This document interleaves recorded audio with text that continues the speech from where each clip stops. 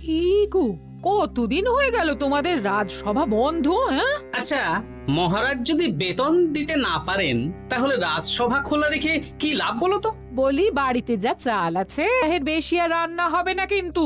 হ্যাঁ, সেই জন্যই তো হিসেব করছি। বাড়িতে অপ্রয়োজনীয় যা যা জিনিসপত্র আছে সেসব বেচে দেব। আর বেচার মতো কিছুই নেই গো।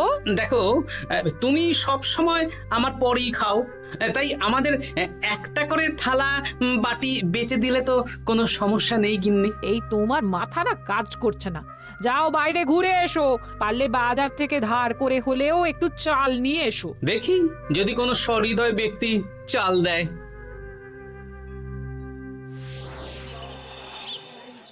না গোপাল দাদা, বাজারের অবস্থা খুব খারাপ, আর আমি ধারে বিক্রি করছি না। আহা, আরে আমি কোনোদিন তোমার একানাও বাকি রেখেছি বলো? আমি বুঝতে পারছি গোপাল দাদা, কিন্তু আমিও নিরুপায়। গত মাসের বেতন এখনো পাইনি। মহারাজ অনির্দিষ্ট কালের জন্য রাজসভা বন্ধ রেখেছেন। বিশ্বাস করো, বিশ্বাস করো, বেতন পেলেই তোমার ধার আমি মিটিয়ে দেব। এই সপ্তাহ খানেক আগে একই কথা বলে সেনাপতি ধারে 25 কেজি চাল নিয়ে গেছেন। এখন ওনার কোনোই পাত্তা নেই। কি যে করি, কাছের বন্ধু বলতে বিজ্ঞানী আর সভাকবি। দেখি ওদের বাড়িতে একবার ঢুঁ মেরে।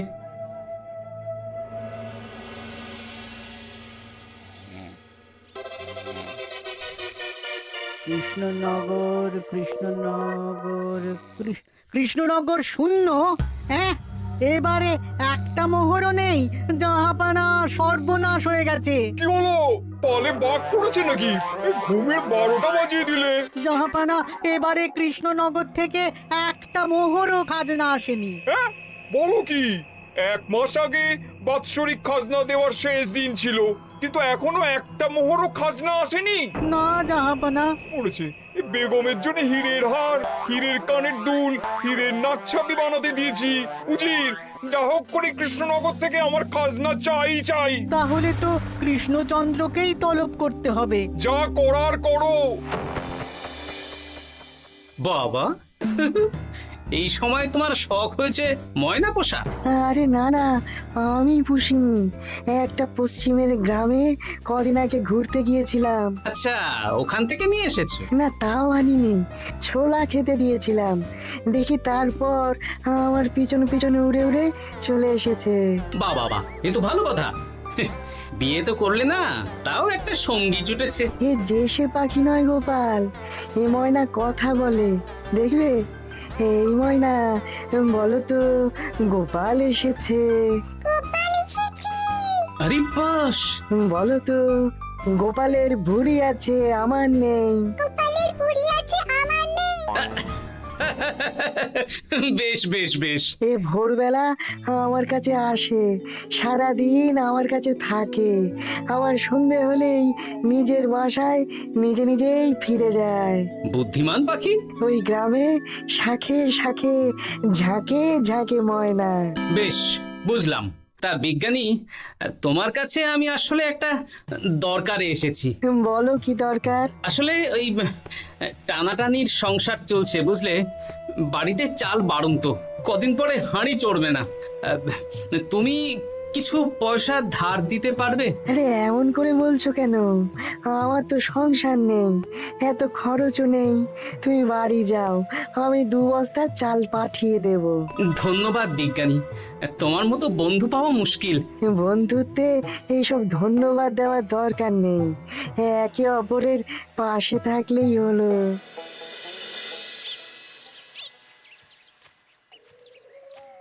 এ কি গো, খালি হাতে ঢুকছো যে?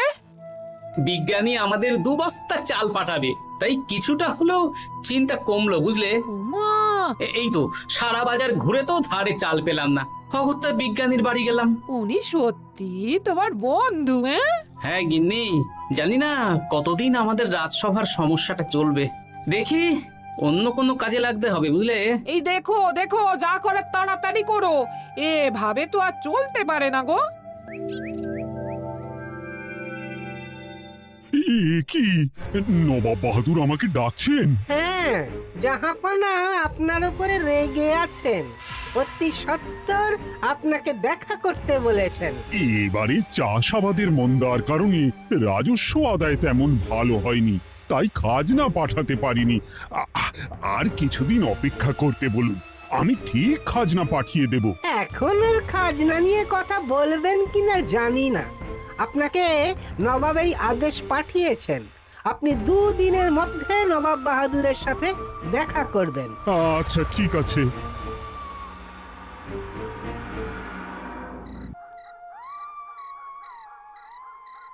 মহারাজ, এই বিপদের সময়ে আপনাকে একমাত্র একজনই সাহায্য করতে পারে, আর সে হলো গোপাল।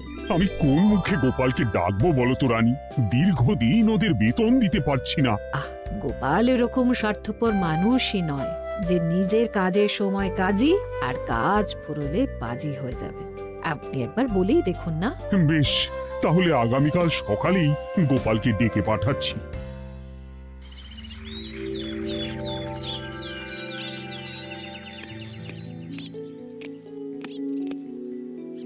আসতে পারি মহারাজ? হ্যাঁ গোপাল, এসো এসো। মহারাজ আমাকে হঠাৎ ডেকে পাঠালেন যে? শোনো, নবাব বাহাদুর বলেছেন ওখানে যেতে হবে, কারণ এবারে কৃষ্ণনগর থেকে কোনো খাজনা পৌঁছয়নি। মহারাজ, আপনি গেলেও বিপদ, না গেলেও বিপদ। হ্যাঁ, সেটাই তো আমাকে সবচেয়ে বেশি ভাবাচ্ছে, কিন্তু না গেলেই যে নয়। তাহলে এক কাজ করি মহারাজ, আমিও বরং আপনার সাথে যাই। যা বিপদ আসবে একসাথে লড়বো। ও গোপাল, তুমি যেন আমার বুক থেকে পাথর নামিয়ে দিলে। তোমাকে যে কি বলে ধন্যবাদ জানাবো। তাহলে কখন বেরোবেন বলুন? আজকে সন্ধ্যের দিকে বেরিয়ে পড়বো, তাহলে কাল সকাল সকাল মুর্শিদাবাদ পৌঁছে যাব। আর কতদিন থাকতে হবে তো কিছুই জানি না, তাহলে ওই 3-4টে জামা কাপড় ধুতি নিয়ে নেব, কি বলেন? হ্যাঁ হ্যাঁ, তাই নিও। তাহলে সন্ধ্যেবেলা রাজবাড়িতে এসো, একসাথেই বেরিয়ে পড়বো। আচ্ছা মহারাজ। বলি, তোমার কি মুর্শিদাবাদে না গেলেই নয় গো? আমাকে তো যেতেই হবে গিন্নি। জানি নবাব বাহাদুর কিভাবে ছক করে কল করে, তুমি সাবধানে থেকো গো। দেখো, আমি যখন যাচ্ছি তখন নবাব বাহাদুরকে এবার সাবধানে থাকতে হবে। হ্যাঁ, ঠিক আছে ঠিক আছে, মাথা ঠান্ডা রাখবে, বেশি ওস্তাদি করতে যাবে না। এমনিতেই আমাদের অবস্থা এখন ভালো নয়। আরে তুমি অতিরিক্ত চিন্তা করো না তো গিন্নি। জাহাপনা, কন্যাগুলো কবে আসবে? এখনো 2-3 দিন সময় লাগবে বেগম। এত সময় লাগছে কেন জাহাপনা? দেশের কোণে কোণে খুঁজে সেরা সেরা হিরে দিয়ে বানানো হচ্ছে যে, সময় তো লাগবেই বেগম। তাহলে তো অনেক খরচ হচ্ছে। তাও হচ্ছে বটে, কিন্তু তোমার জন্য আমি সব করতে পারি। আমাদের মুর্শিদাবাদের হীরালালের হাতের কাজ দেশের সেরা। আপনি সত্যি আমাকে ভালোবাসেন, আমার জন্য এত খরচ করে গয়না বানিয়ে দিচ্ছেন। তুমি খরচ নিয়ে এত চিন্তা করো না। কৃষ্ণনগর থেকে এই বছর ভালো খাজনা প্রাপ্য ছিল, কিন্তু এখনো একটা কানাকড়িও আসেনি। তাহলে আপনার গয়না বানাতে যা খরচ হবে সব আপনার সিন্দুক থেকে দিয়ে দেবেন। না না না, কৃষ্ণনগর থেকেই আদায় করব, ওকে তলব করেছি। আচ্ছা, সহিস, গাড়ি ছাড়ো। যথাজ্ঞা মহারাজ। এই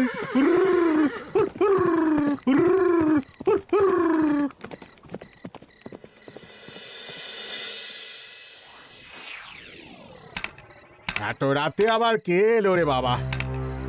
খুলছে খুলছে।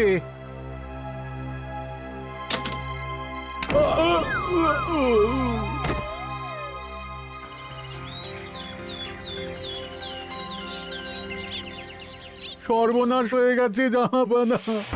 কি হয়েছে হীরালাল? নবাব বাহাদুর, মহারাজ কৃষ্ণচন্দ্র আর গোপাল এসেছেন আপনার সাথে দেখা করতে। ওদের দরবারে আসতে বলো। হ্যাঁ, এবার বলো হীরালাল, কি হয়েছে? এই, তোমার মাথায় পট্টি কেন?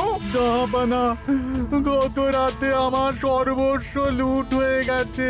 বলো কি হীরালাল? তোমার কাছেই তো বেগমের হীরের সব গয়নাগাটি বানাতে দিয়েছিলাম। হ্যাঁ জাহাপানা, সব গেছে। আমার মাথায় মেরে সব লুট করে নিয়ে গেছে। এবার আমি কি করব জাহাপানা? বেগম সাহেবা, আপনার গয়না যে হীরালাল শেখরার কাছে জাহাপনা বানাতে দিয়েছিলেন, ওনার সব লুট হয়ে গেছে। মানে? আমি এক্ষুনি নিজের কানে শুনে এলাম, এখন হীরালাল শেখরা এসেছে। আমি এক্ষুনি যাচ্ছি। কি করবো জাহাপানা, আমার তো সব শেষ হয়ে গেল। আমি কোনো কথা শুনতে চাই না, আমার ওই হীরের গয়নাগুলো চাই। চাই বললেই তো পেয়ে যাবে না। এখন এই গয়না শুধু নয়, হীরালালের সব সোনা দানা চুরি হয়ে গেছে। সেগুলো খুঁজে পেতে হবে। বিগত কয়েক বছর আমার মুর্শিদাবাদে কোনো চুরি ডাকাতি হয়নি। প্রত্যেকটা গ্রামবাসী সুখে শান্তিতে আছে। বাইরের কোনো শত্রু আসারও সুযোগ নেই। গ্রামের সীমানায় দিন রাত প্রহরী থাকে। যদি এসেও থাকে পালাতে পারবে না। এবারে তাহলে চোরটা কে বুঝবো কি করে? এসব সামান্য চোর ধরার কাজ আমার কাছে নস্যি। জাহাপনা, আপনি যদি কৃষ্ণনগরের এবছরের খাজনা মকুব করে দেন, তাহলে আমি চোর ধরার ক্ষেত্রে সাহায্য করতে পারি। ঠিক আছে কৃষ্ণচন্দ্র, তোমার এই গোপাল যদি চোর ধরে দিতে পারে তাহলে এবছরের খাজনা মুকুব। আগে আমি ওই শেখরার সাথে একান্তে কিছু কথা বলতে চাই। বেশ, প্রহরী প্রহরী, তুমি গোপাল আর শেখরাকে একটা ঘরে নিয়ে যাও। আসুন। এবার আপনি চুরির ঘটনাটা বলুন। চুরি না, ডাকাতি। সে যাই হোক, বলুন বলুন।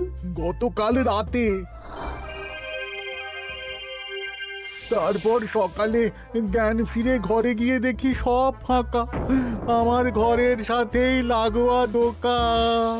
আচ্ছা, দেখুন, আমি আপনার কথা শুনে আর একটু আগের যা আলোচনা শুনলাম তার থেকে মনে হচ্ছে এই চোর স্থানীয় চোর। কি করে বুঝলেন? কারণ বাইরের চোর হলে তো এত নিখুঁত কাজ করা সম্ভব নয়। চোর নিশ্চয়ই আপনাকে ব্যক্তিগতভাবে চেনে। হ্যাঁ, এবার মশাই আপনি বলুন তো, আপনার কোনো শত্রু আছে? না, শত্রু নেই তেমন।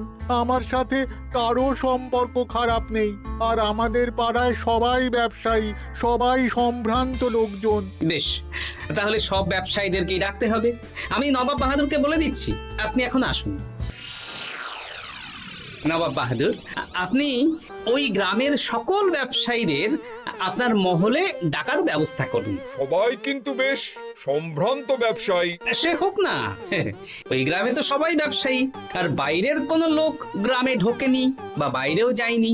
তাই যদি কেউ চোর থেকে থাকে তাহলে ওই ব্যবসায়ীদের মধ্যেই আছে। বেশ, আমি সবাইকে আমার মহলে নিয়ে আসার ব্যবস্থা করছি। আর একটা ফাঁকা বড় ঘর চাই, যেখানে চোর ধরার পরীক্ষা হবে। আর সেই ঘরে আমাদের কৃষ্ণনগরের ঘোড়া চোর ধরবে। হ্যাঁ, ঘোড়া চোর ধরবে? হ্যাঁ, যে ঘোড়ার গাড়িতে আমরা এসেছি সেই ঘোড়া। যদি চোর না ধরতে পারো তাহলে পুরো খাজনা তো গায়ের জোরে নেব, সাথে সাথে কৃষ্ণনগরটাও কেড়ে নেব। আমার উপর একটু ভরসা রাখুন নবাব বাহাদুর, আর যা বললাম করুন। বেশ, শুনুন, এই ঘরে আমার এক প্রিয় ঘোড়া আছে, আর সামনে একটা বালতিতে ছোলা সেদ্ধ রাখা আছে। আপনারা সকল ব্যবসায়ীগণ একে একে যাবেন, দরজা ভিতর থেকে বন্ধ করবেন, আর ঘোড়াকে এক মুঠো করে ছোলা খাইয়ে ফিরে আসবেন। তারপর কি বাড়ি চলে যাব? না, সবার ছোলা খাওয়ানো হয়ে গেলে আমি ঘোড়ার কাছে যাব, আর ঘোড়া কানে কানে আমাকে বলে দেবে কে চোর। তাহলে আর দেরি কেন, সবাই একে একে যাও।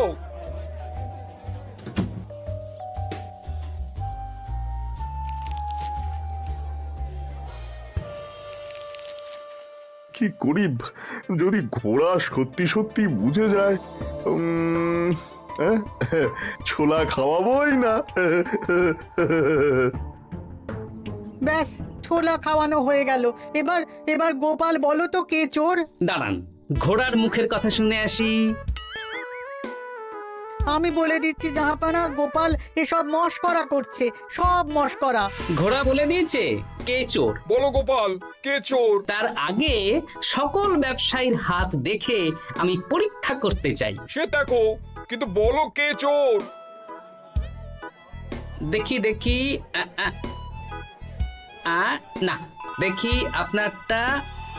না, আপনিও না। না, আপনিও না। একি মশাই, চুরিটা তো আপনিই করেছেন, আপনিই চোর। কি উল্টো পাল্টা কথা বলছেন? আমি চুরি করিনি। হ্যাঁ, আপনিই চুরি করেছেন, তাই ভয়ে ঘোড়াকে ছোলা খাওয়াননি। কারণ আমি ছোলার মধ্যে রান্নার হলুদ গুঁড়ো মিশিয়ে রেখেছিলাম, তাই যারা যারা ঘোড়াকে ছোলা খাইয়েছেন সবার হাতেই হলুদ রং লেগে আছে। শুধু ওর হাতে নেই। ভাই, শেষে তুই? তোর মনে মনে এত হিংসা? ভাই মানে? আরে ও তো আমার খুড়তো ভাই পান্নালাল, ওরও সোনা গয়নার ব্যবসা।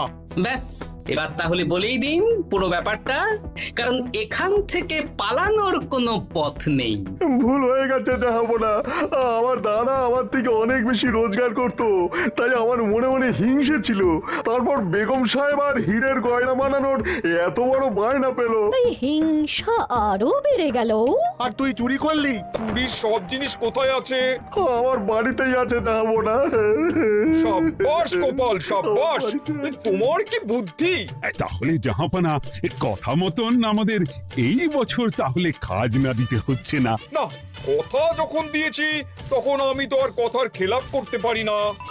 আচ্ছা গোপাল, তোমার তো এত বুদ্ধি, আমার একটা শখ পূরণ করতে পারবে? কি শখ বলুন নবাব বাহাদুর। আমার অনেক দিনের ইচ্ছে একটা হাওয়া মহল বানাবো, কিন্তু ঘরামি রাজমিস্ত্রি কেউই বানাতে পারবে না বলছে।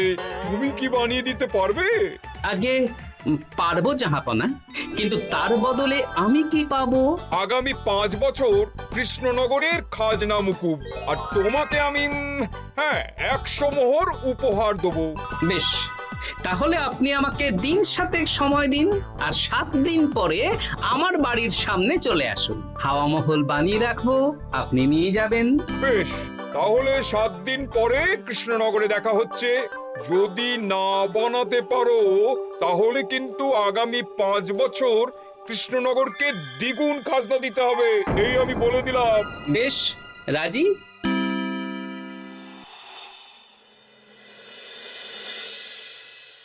বেশ তো বড় মুখ করে বলে দিলে হাওয়া মহল বানাবে। রাজি রাজি। এবার যদি না বানাতে পারো, সব তো উল্টে যাবে। আপনি চিন্তা করবেন না মহারাজ, নবাব বাহাদুর আমাকে প্যাঁচে ফেলতে চেয়েছেন, তাই আমিও ওনাকে ঘোর প্যাঁচ দেব।